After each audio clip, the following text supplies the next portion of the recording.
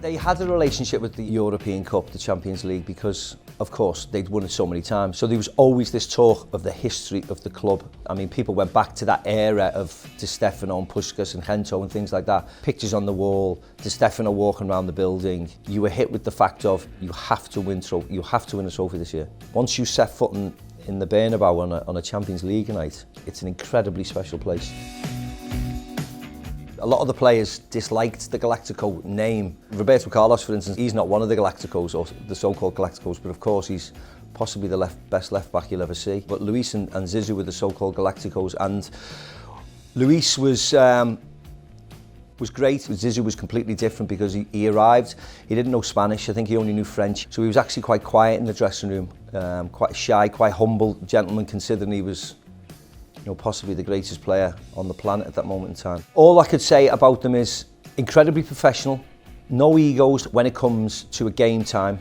They all want to win and all want to be successful and lift trophies.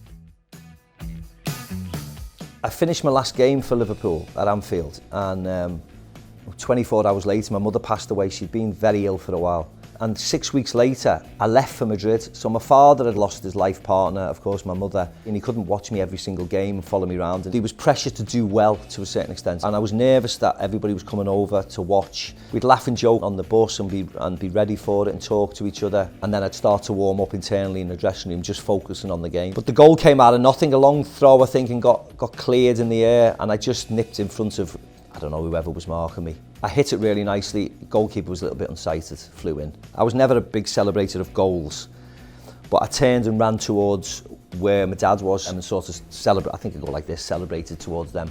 And you could sort of enjoy the last 20 minutes knowing that you'd won the game.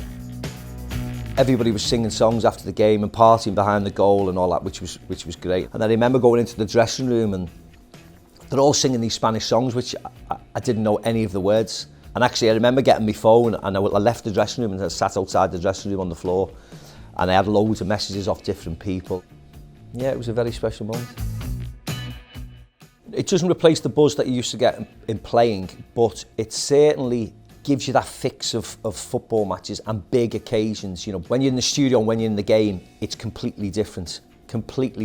So that live action and seeing everything that's happening on the pitch and seeing how the managers react and seeing the atmosphere of the stadium exploding, it certainly replaces, some part of not being on the pitch, but it doesn't actually, replicate anything like kicking a ball or scoring a goal.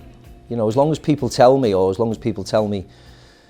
where I'm going wrong or put me in the right direction like I was when I was a footballer, I'm absolutely fine. I'm quite relaxed about it all. As long as your bosses say, don't do this and make sure you say that and don't say that and say this and say that, I'm cool with all that. As long as the right people told me to do the right things on a football pitch, I'd listen to them, and that's exactly the same in this industry.